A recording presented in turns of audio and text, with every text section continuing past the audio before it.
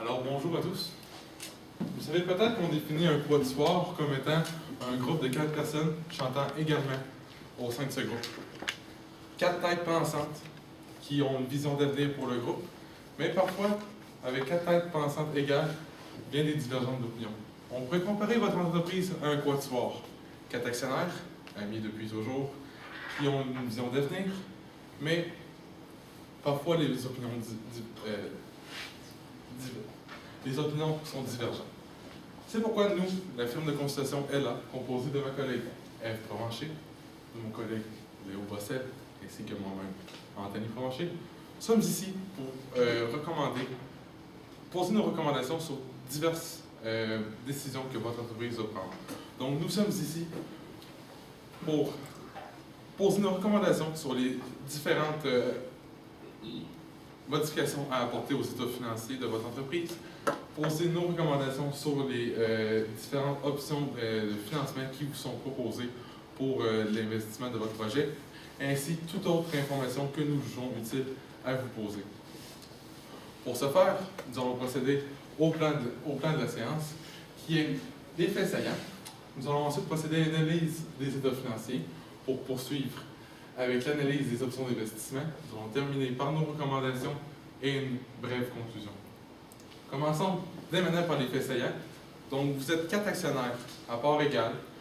Vous êtes amis depuis toujours, depuis l'enfance. Vous êtes dans le domaine depuis 8 ans. Et vous avez récemment acquis le contrat avec une célèbre chanteuse. Donc, concernant le FFOM, donc pour les forces, vous êtes enviable, vous avez une santé financière qui est enviable par vos concurrents, plusieurs personnes veulent vous acheter. Vous êtes populaire notamment grâce au contrat que vous avez signé, donc la clientèle vient de partout autour pour voir ces spectacles.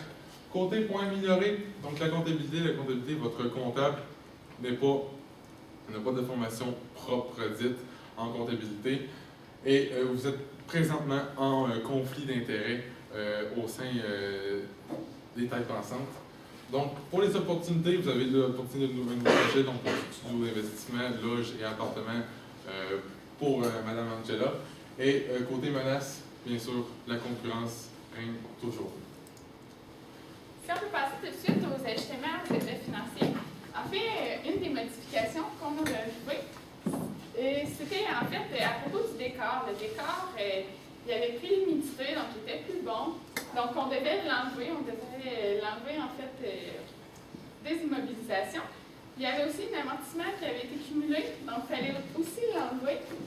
Donc ici on a fait les modifications, donc le décor revenait, donc le nouveau décor en fait, était de 220 354 $, donc on avait soustrait la valeur de l'ancien qui était d'environ 203 000 $. Et aussi, pour ce qui est de l'amortissement cumulé, si on peut passer à l'autre diapositive, qui parle aussi de l'amortissement. Pour l'amortissement, en fait, il se retrouve dans les charges à l'état des résultats. Et on avait un 18 363 $ qui était ajouté à l'amortissement qu'on avait calculé pour, en fait, l'ancien décor. Donc, pour calculer cet amortissement-là, on a pris un quart d'année, en fait. On a estimé que c'était sur 5 ans, donc le total revenait à 18 363 $, donc l'amortissement qu'on avait ajusté. Pour ce qui est du coût des marchandises vendues, en fait, on a remarqué qu'à vos états des résultats, il n'y avait pas la section du coût des marchandises vendues, donc on l'a ajouté. Si on peut voir à la prochaine diapositive, en fait, on l'a ajouté juste ici. Donc, ça nous donnait un total de 1 353 206 $ pour le coût des marchandises vendues. Pour ce qui est des salaires, Angela Callas avait eu des salaires en fait payés d'avance. Elle avait eu une avance pour ses salaires en raison de dettes. Donc, les salaires étaient assez élevés pour 2015 à l'état des résultats. En fait, on a enlevé ces salaires-là pour les mettre dans le salaire payé d'avance, donc dans les actifs, une partie dans les actifs à court terme, en fait 250 000 $ dans les actifs à court terme, et dans les autres actifs à long terme, on a mis 350 000 $ puisque Et ça, le deuxième montant était dans 2 ans et le premier l'an prochain. Si on veut parler des frais de représentation, les frais de représentation, un gros conflit dans l'entreprise, c'était en fait Angela et Gabriel qui avaient un peu profité pour ce qui est des restaurants, et en fait de la représentation, aller dans des hôtels et tout. Donc en fait, on a soustrait les frais, puisque ce n'étaient pas des frais que nous devions payer, puisque c'était vraiment juste dans l'intérêt de Gabriel ainsi que d'Angela. Donc, on les a soustraits. On a gardé 7 861 $. Ces frais-là, c'est quoi? En fait, c'est les frais qu'on a jugé que c'était vraiment de la représentation. Et on parlait de recherche de relève, si je me souviens bien. En fait, cette partie-là, on l'a gardée, c'était un 2 600 $ environ. Puis on a aussi gardé un 5 000 $. Le 5 000 $, c'est quoi? En fait, c'est une allocation qu'on considère que Angela aurait droit. C'est une célébrité, une femme, ça coûte cher. Donc, on doit c'est sûr qu'elle doit bien s'habiller quand elle se promène partout. C'est sûr que c'est notre célébrité, c'est notre grande star dans notre commerce. Donc, c'est sûr qu'on aime que quand elle se promène, elle soit belle. Donc, on juge qu'en 5 000 $, ça serait assez raisonnable pour l'entretien de sa personne. Pour ce qui est, en fait, avec tous les ajustements aux états financiers qu'on a fait, on a recalculé le bénéfice net, donc c'est très positif, il a vraiment augmenté pour un total de 680 844 $. Comme ici, on peut voir les calculs, le bénéfice avant impôt qui était de 814 000 ainsi que le bénéfice. Donc, nous avons calculé quelques ratios puisqu'ils étaient demandés par la banque. Donc, le ratio d'endettement, la banque demandait donc un ratio inférieur à 50 %. Et donc, on peut constater qu'il se situe entre 30 et 40 %. Donc, nous respectons les conditions par rapport à ce ratio. Ensuite, pour le ratio du fonds de roulement qui était aussi exigé par la banque, ils exigeaient donc qu'il soit plus supérieur à 1. Donc, on peut voir que nous le respectons donc à 1,80 à peu près. Donc, nous respectons aussi les conditions demandées par la banque suite au réajustement des états financiers. Et de plus, comme vous envisagez de la construction d'une loge luxueuse et d'un studio comme nouveau projet, nous avons trouvé pertinent de calculer le ratio de rendement de capital afin d'y analyser si vous étiez très rentable avant d'envisager le projet. Donc, à 66 %, on peut dire que votre entreprise a un très bon rendement. Donc, on peut conclure un peu qu'il est une très bonne idée d'investir dans des nouveaux projets au sein de l'entreprise. Et donc, ensuite, nous avons analysé vos 3 options de financement pour le projet. Donc, l'option 1 qui était d'emprunter à la banque. Donc, les avantages, les sécuritaires, la banque nous offre différentes options d'emprunt. Par contre, les inconvénients, il y a des intérêts à payer, bien sûr, et nous avons aussi des conditions à respecter. En ce qui concerne la deuxième option, qui était le frère jumeau d'Angela, il dispose d'une somme importante d'argent qu'il a gagnée suite à un procès. Par contre, les risques, c'est que, comme c'est un particulier et qu'il a gagné son argent suite à un procès, et on peut savoir, on a su aussi que c'était son 8e procès dans les 15 dernières années et que c'était le seul qu'il avait gagné, il serait très risqué de le laisser investir dans notre entreprise, risque à que lui-même décide de nous poursuivre en cours. La troisième option qui était que vous, actionnaires, investissez vous-même dans l'entreprise Donc, les avantages, c'est que c'est interne à l'entreprise, donc il n'y a pas de nouveaux risques. Par contre, votre investissement ne serait pas 100% garanti puisqu'il s'agit d'investir dans une entreprise. On a pensé à une quatrième option envisageable pour financer ces projets-là. On a remarqué que dans vos bilans, vous avez énormément de bénéfices non répartis. Donc, les bénéfices non répartis, pour vous situer la situation, c'est dans vos bénéfices que vous n'avez pas versés en dividendes dans toutes les années précédentes. Excusez-moi. Dans toutes les années précédentes. Donc, vous avez environ 900 000 de bénéfices non répartis qui pourraient servir que vous pourriez utiliser à réinvestir dans l'entreprise, donc pour financer ce projet-là. Donc, on vient de dire qu'ils sont très importants. Vous avez la possibilité de réinvestir dans des réinvestissements d'entreprise. C'est peu coûteux puisque c'est de l'argent que vous possédez déjà. Et ils sont non utilisés présentement, donc puisque vous ne vous versez pas en tant qu'actionnaire beaucoup de dividendes. Donc, pour les recommandations, concernant le conflit, on n'a pas beaucoup parlé, je vais en parler maintenant. Ce que nous recommandons de faire concernant les frais de représentation, c'est, comme ma collègue Eve l'a dit, l'expliquer, nous avons gardé une certaine partie que oui, nous allons rembourser à Angela. Mais pour ce qui est du reste du montant, c'est dans le fond, on demanderait à Gabriel et à Angela de rembourser la différence. Donc, il s'agirait de prendre une entente avec eux.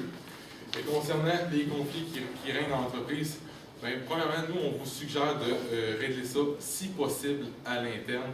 Sinon, nous avons pensé à une autre solution qui serait d'emmener un cinquième actionnaire dans l'entreprise, pas nécessairement à 25% à part égale comme vous, mais juste pour que cette personne-là puisse trancher en cas de conflit comme celui-ci.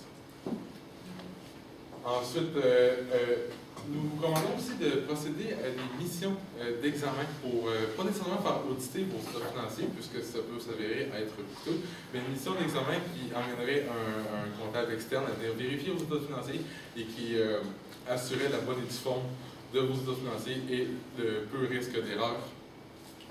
Donc, nous vous recommandons aussi d'offrir à votre commis comptable une formation propre en comptabilité pour être sûr qu'il ait l'expertise requise pour procéder à vos écritures comptables et vos états financiers. Et finalement, selon nos analyses, on suggère que l'option 4, donc celle-là d'aller avec les bénéfices non répartis d'entreprise pour financer la loge, studio d'enregistrement et appartement pour Angela, serait l'option la plus avantageuse pour vous. Donc, en conclusion, vous nous avez demandé de procéder à une analyse de vos états financiers. Nous l'avons fait. Vous nous avez demandé de procéder à une analyse qualitative des différentes options d'investissement que vous nous avez soumis. Nous l'avons également fait. Et en plus de ça, nous avons proposé même une quatrième alternative qui est, selon nous, très intéressante pour financer le projet. Donc, pour terminer, je crois que nous avons très bien répondu au mandat que vous nous avez confié. Maintenant, avez-vous des questions? Oui, en fait, moi, je me demandais, l'option 4, vous nous dites de partir des bénéfices non répartis pour financer notre projet d'acquisition. Oui. Mais là, je me demande juste, dans le fond, l'argent, on l'apprend où? Parce que, tu sais, même si j'ai 900 000 de bénéfices non répartis, j'ai comme pas ce 900 000-là dans mon compte de banque. J'ai juste 84 000. Fait que je fais comment pour générer 900 000?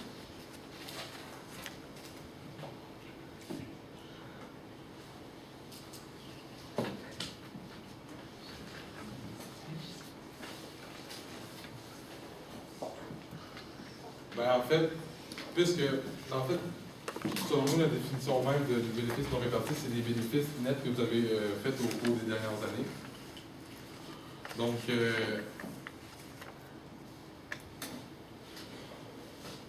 il s'agirait de...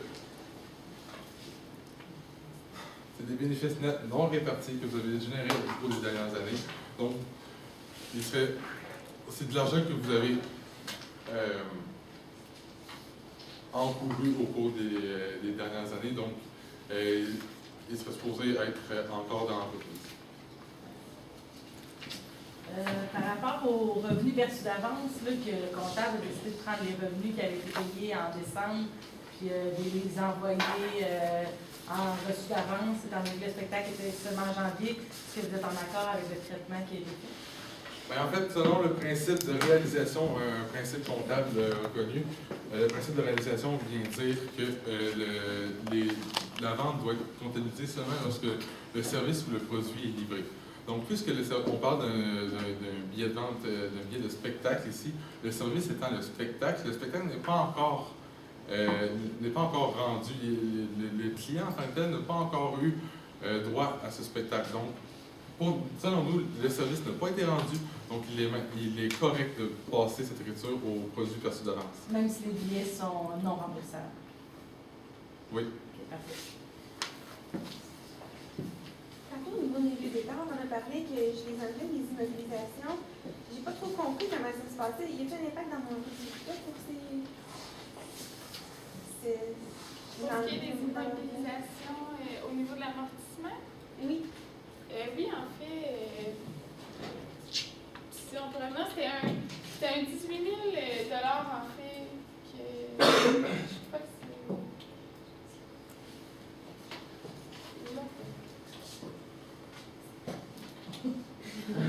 c'est bon, ça, là. C'était un 18 000 en fait, l'amortissement cumulé qui se retrouvait à l'actif et l'amortissement, le même montant à l'état des résultats. OK. Qu'est-ce que vous faites? On a des toiles présentement là, qui disaient qu'elles n'avaient pas été comptabilisées dans nos états financiers. Est-ce que vous les comptabilisez? En fait, puisque votre entreprise n'a pas contracté l'achat en tant que tel de ces toiles, il ne constitue pas des stocks pour l'entreprise.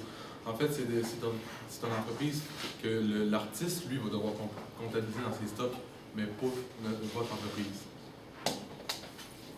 Au niveau du ratio d'endettement, j'aimerais juste savoir comment vous le calculez. Donc, le ratio d'endettement, c'est le passif total sur l'actif total. Donc, il nous donne le pourcentage de dette par rapport aux biens que vous possédez. Par rapport à Habilito, là, qui veut, je sais que vous avez un peu éliminé l'option de l'intégrer comme actionnaire, mais vous parlez quand même de peut-être l'option d'intégrer un 5e actionnaire. Donc, en donnant qu'on va de l'avant avec lui, un 5e de l'entreprise, on fait comment pour savoir ça va injecter combien d'argent dans notre entreprise si on y vend le 20% de nos actions? Donc, vous voulez savoir la valeur du 20% des actions? Oui, ou comment qu'on... Donc, on a évalué la valeur de l'entreprise à 2 fois le bénéfice net, qui s'élevait à 900 000, donc 1 800 000 environ pour la valeur de l'entreprise. Donc, divisé 5, ça donnait 360 000 environ. Les faire recevoir de 155 000 de Angela ou on ne sait pas trop, peut-être Angela ou Gabriel.